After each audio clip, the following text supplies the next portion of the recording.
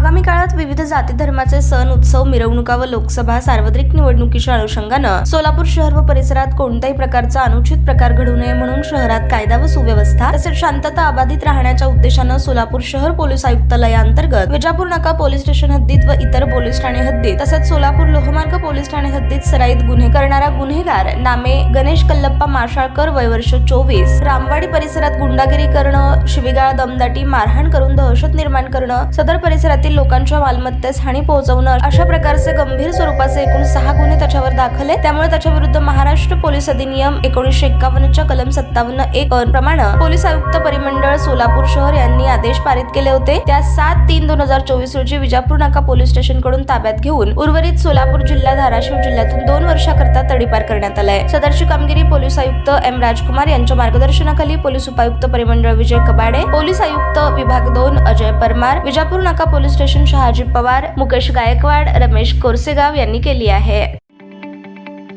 ताज्या बातम्या पाहण्यासाठी प्राईम महाराष्ट्र न्यूज चॅनलला सबस्क्राईब करा।